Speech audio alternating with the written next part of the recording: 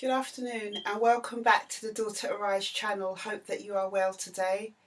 It's a lovely sunny day down here in South London. The sun is out, it's a little bit cold still, but it's showing signs that the weather is changing. So for that, I feel very thankful.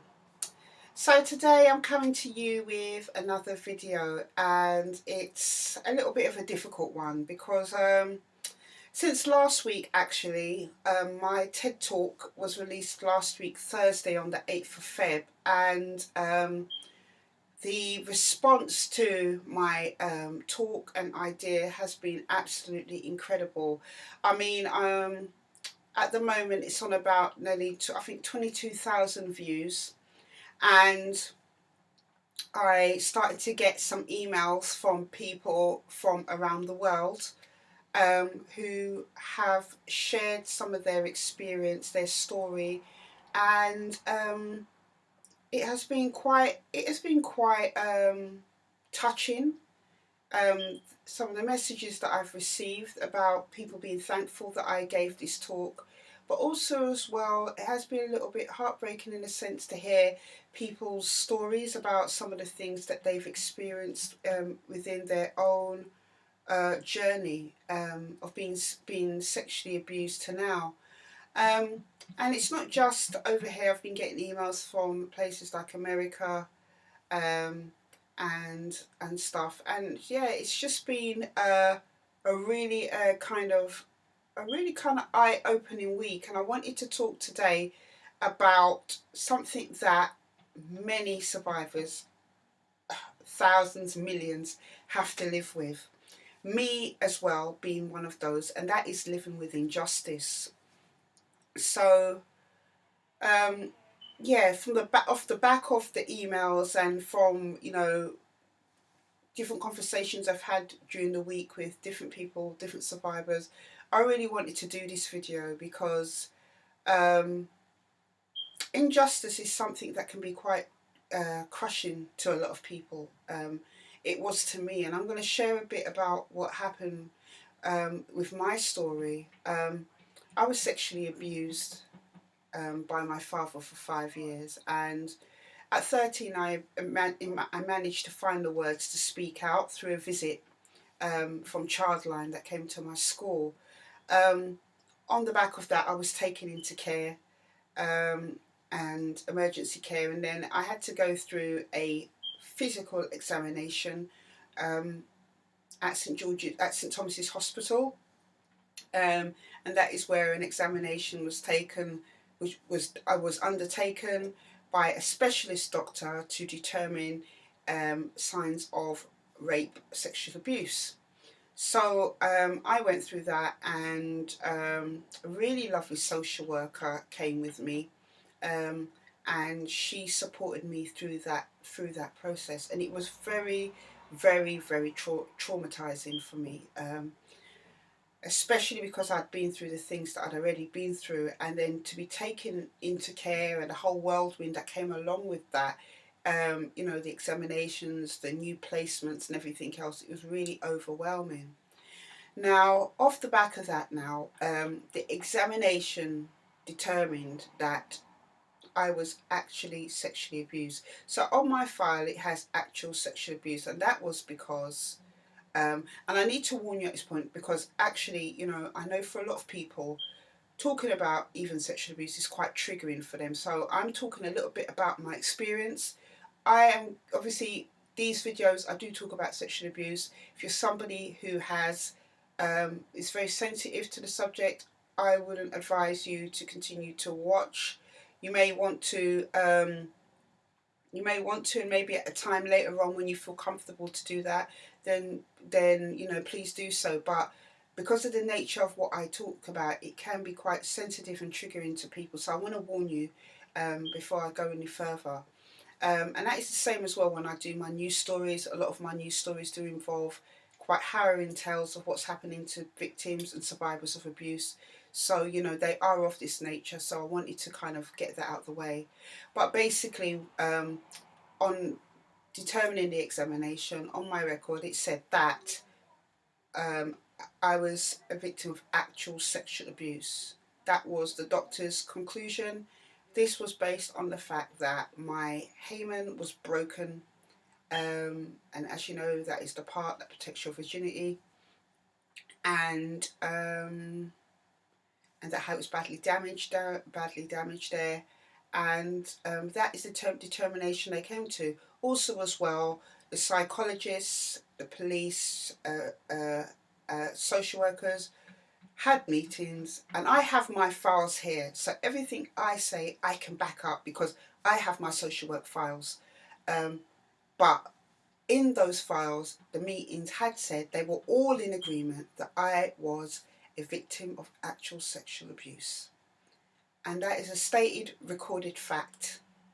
Now, what happened is that after the day when I had to go to have the examination, so I was taken into care in the evening. The next day I was taken to the hospital, had the examination. Then in the afternoon I was taken to a specialised police suite where they interviewed me under the guidance of a psychologist who was behind in a room with a two-way mirror to interview me about what had actually happened. So I went through all that process. Now what happened was, after that, the police then got a second warrant and went round to my nan's house to execute it, because the room where I was being sexually abused in was at my nan's house. So they came there with the warrant to search the premises. Now what happened was, when the police went into the property, went up to the room, because I told them where it was, the room had been completely cleared out. Now, my father over there had a sofa bed. He had like a little kind of set up like a bed sit. It had a desk in it, fridge, TV, all that stuff. By the time, in the space of those 24 hours, my dad, my nan and my mum colluded together and got rid of the evidence. And this is what happened. So on the basis of all that, the CPS then said that whilst there was actual physical evidence of sexual abuse without the room, they didn't believe that it was enough to go forward to secure a prosecution. So they didn't take it any further to court. And my father got away with what he did. I was so angry on hearing that, because I went through such a traumatic time. Besides having these injuries, I was diagnosed with post-traumatic stress disorder at 13 years old. I went through a rotten, horrible time, and then on top of that I was living in state care. It was a really distressing, traumatizing time in my life.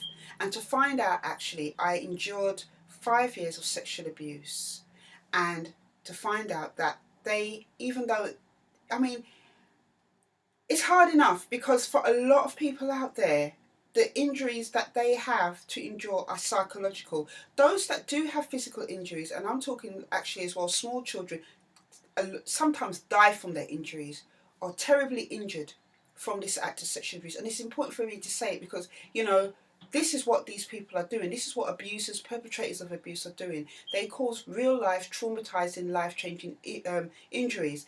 And a lot of the time, for survivors of sexual abuse, the injuries are psychological. They have a psychological effect on people. They're not, you know, that's why people find it so hard to believe at times when people say they were sexually abused as a child, especially when they come forward later, because they'll say, oh, why didn't you say something sooner? But this is fact, that sexual abuse causes a lot of psychological injuries, mental health problems, and all kinds of other factors can really have a real burden on that person's life. But here I was, where they had said that there was actual injuries and there was psychological injuries. And obviously I had post-traumatic stress disorder. But yet, none of this was sufficient enough for them to take the case to court. And I was so mad. I was angry about it. He'd got away with it. And it was a long time before I could even calm down about it. I was so angry. I internalized that anger, and I became depressed. I found it hard to function. It actually compounded everything I thought about myself, that I was used goods, that I was rubbish, that I was unvaluable, unlovable. I believed all these lies about myself because of the impact of what my father had done done to me. And it was a long-lasting effect. It lasted for decades, the effects of what he'd done to me. Not having no justice meant that I found it very hard to move on, because naturally, when the society that we live in now, and in any society, when a crime has been committed against us, we look to the law of the land. We look to the justice, the lawmakers of this land, the court systems, the courts, the police, and stuff to help us, enable us, to help us to get the justice that we deserve. Now, I'm not going to sugarcoat it here, because at the end of the day, a lot of people, and I'm talking about my work for the last 7 years supporting survivors, people that I've known personally, friends, colleagues, a lot of people that had, the few people that had the courage to go forward and to report it, say if there's 10 people, only 2 of those may have got justice. And the reason why they've got justice as well was because other victims had come forward and were able to add weight to that person's testimony, that person who had spoken out, and that weight had helped for the abusers to get a hefty sentence. But it's few and far between that survivors get justice, and that is really sad, and it affected me that I didn't get any justice. As I said, I felt like trash for what he'd done to me, and it was heartbreaking. It was heartbreaking. He affected a very, very important part of my life, my childhood. He took that away from me.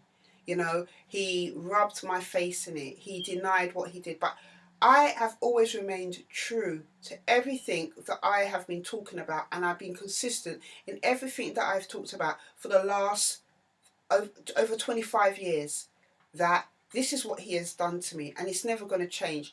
I say to my natural family, it's never going to change. It's never going to change. This is what he's done.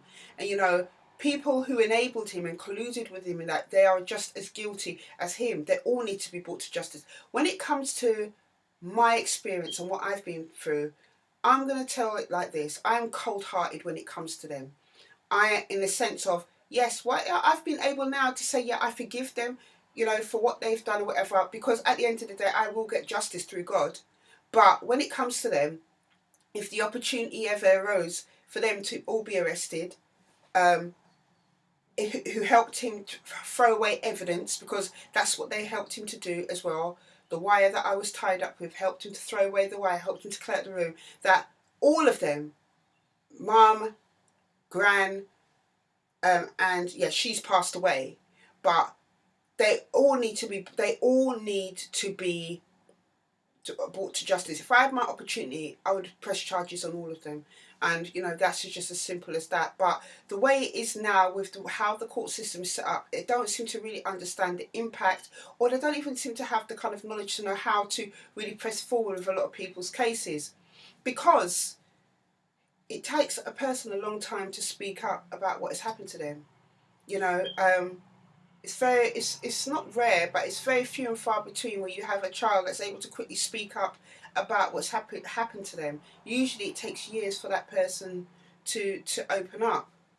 So when I see and hear and read the impact no justice has had on other survivors, it makes me, and the impact it's had on their life, it makes me incredibly sad, because what can I say in this moment to you if you're somebody that's been through it?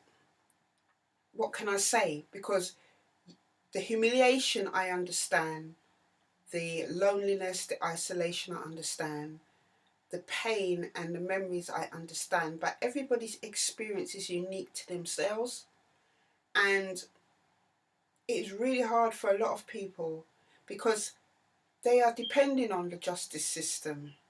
They've done the right thing, they've come forward, they've shared their voice, they've put themselves in a situation to be vulnerable, to share what's happened to them, only to find out that actually it seems like it's been all for nothing, because the lawmakers, the police or whatever of this land, when it's come to court, have said actually, no, we can't do nothing we can't convict this person and stuff, you know.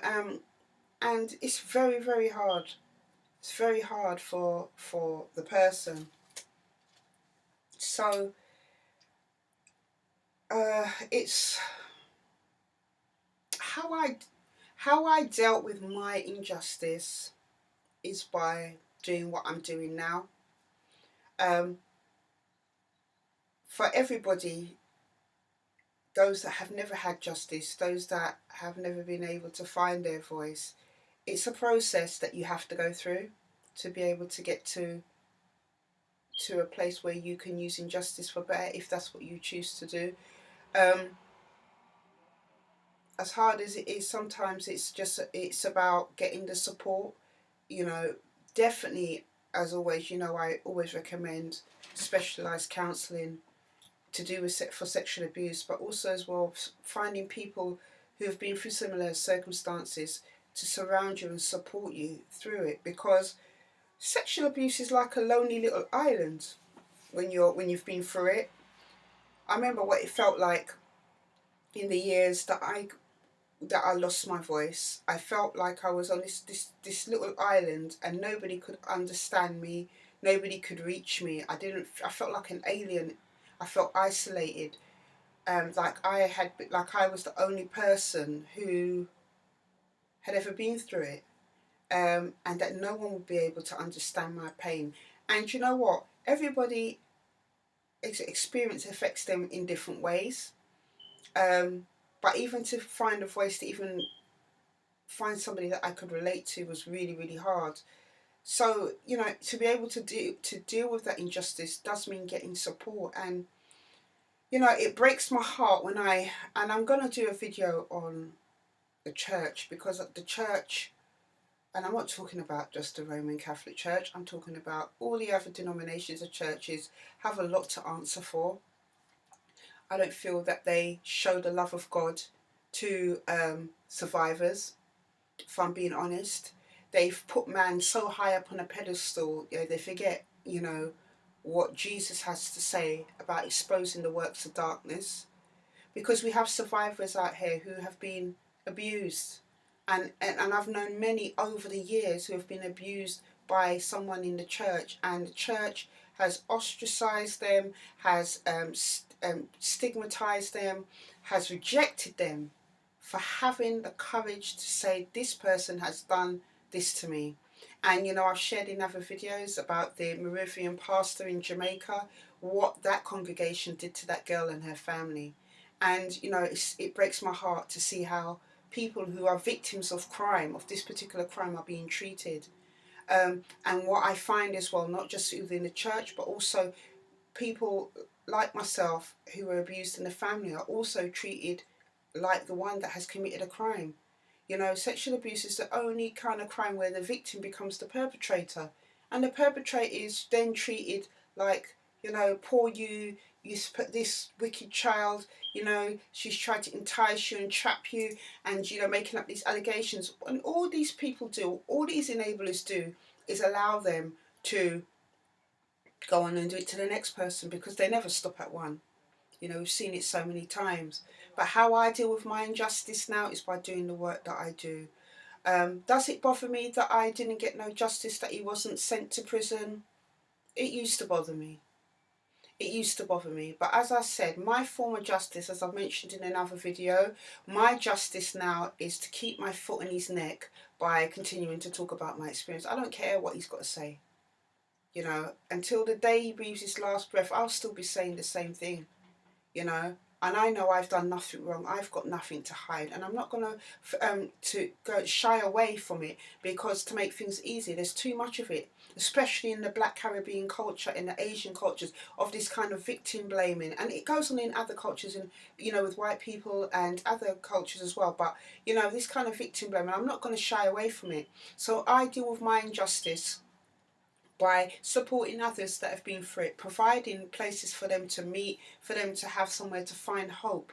Because the worst thing is when you've gone through that and you feel that actually your life is over. Life isn't over. It is hard, but life can go on. You know, You'll need the support to be able to get over it and stuff like that. One day I know I will get justice for what my dad did to me. I know that, because you know what, my faith in God has helped me to understand that God says justice is His and He will repay. You know, and everybody's going to come to that day where they're going to have to be accountable for their own life. And for me, He's going to be accountable for what He has done to me.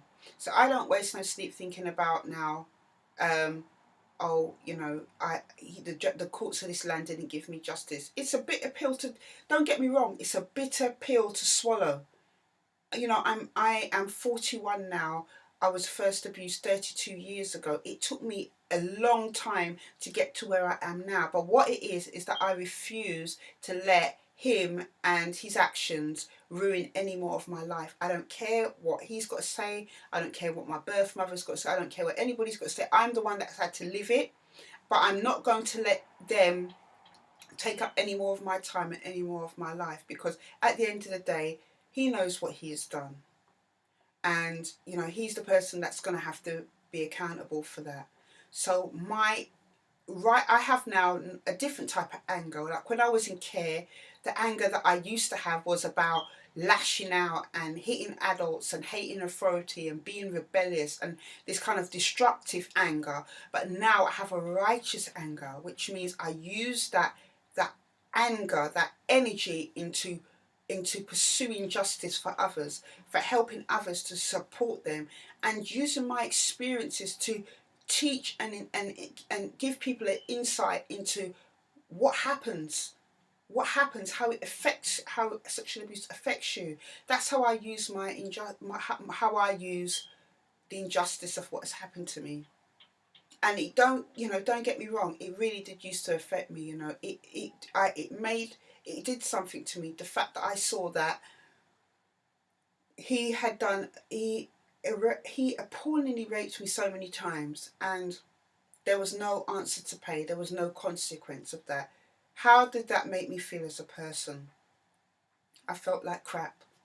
I felt like damaged, spoiled goods. But now, as I said, 32, that's been since 32 years ago. But now, you know, in the last 15 or so years, I've started to heal, obviously by doing all the different things like going to therapy and, you know, speaking out and stuff, that has really helped me to channel that injustice. It's an interesting fact, really, because in this country, the prosecution rate is not really high. It's actually under 50%. It might be as low as 40%, actually. Prosecutions to do with sexual abuse, and the rate for what they would call historical cases, even though for the survivor it's not historical, because for some it still feels like yesterday, the rates are even less. So you know, how to kind of move on from that. I mean, for a lot of people, for them going to court, getting that them to get that validation from court, that yes, to get validation for an experience, and only to find actually that, you know, they're not that the person hasn't been convicted, is devastating. And I always say that, you know, to anybody that wants to pursue justice through the courts, is that you have to decide what it is you want to get out of it, and it has to be something to do with that comes from self. Because if you're relying on the courts to do the right thing by you, and you're putting all your hopes and hopes and dreams into them being able to do that for you, and then you can be left devastated.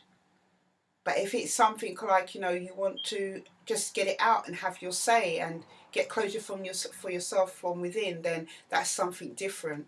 But my thing I would say to you is, if you're looking, don't ever put all your power into their hands, because they might let you down. I've seen it happen too many times. So if you're somebody that has lived with injustice, I just want to say to you, I understand what it's like to go through something so harrowing, so traumatizing, and not have any justice. And it's like it's been all for nothing. But I want to encourage you from my life. I hope that you can find hope from what I'm saying to you, because you see that I am here. You know, and not only have I been able to write a book about my experience, I found this organisation, Daughter Rise. I'm supporting other people. I've been married for 12 years. I have 2 children, and I am a success. By my own standards, I am a success, and I want to encourage you in that you may go on this journey for a little while of feeling a lot of pain, a lot of hurt, not understanding what's gone on, but in time, um, things can turn around, and it's a process, and that process is also dependent on you opening up, and it might take a long time for you to do that because you've seen that you've opened up, and actually it's got you nowhere. You made yourself vulnerable to go through a police process or a court process, and you've got nowhere. But I pray that you don't lose hope, and that you'll continue on, and one day things will be better. You might never forget, but things can and will get better. I've been able to use my injustice for the better good of other people. I'm determined that my experiences will not be in vain, and that if anything can be learned out of my experience, whether that is through my abuse, me being in care, my issues in the aftermath, then if one person can get hope and help from it, then it'll be worth it. I don't ever wish to have gone through what I've went through, and the humiliation of going through that examination, and all the things I went through, and finding that everything I did was very, very hard. But I'm still here, and I just want to encourage you and hope that you can find hope. Don't ever think it's your fault why you didn't get any justice. Don't ever think it's anything to do with you. It's to do with so many things. We're living in a country where, we're seeing corruption from the top in terms of high profile people who've committed sexual abuse, politicians and different people like that. We're living in a time where things are being covered up. We're living in a time where money matters more to the government and other people than the quality of people's lives. We're living in these times. We're living in these times where people are enabling members of their family and covering up and keeping quiet for them. We're living in a time where people are looking on the outside of people's outer appearances, whether it's pastors, people in the community, football coaches, and saying these people are in right standing, doctors, these people are in right standings, they couldn't possibly do that. We're living in these times. The journey of a survivor, the journey of somebody that's been through sexual abuse is always at a cost. Because the thing is, they never want to believe in the first place until it's too late. And then we get the knee-jerk reaction. So never blame yourself for what has happened to you.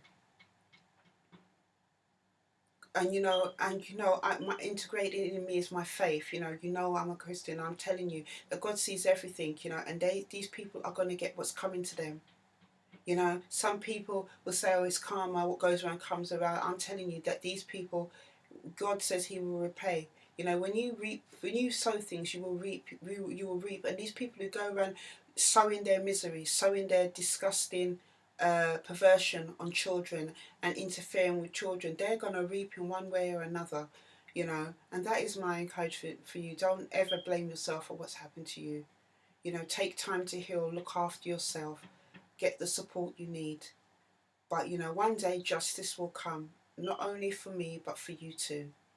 Take care.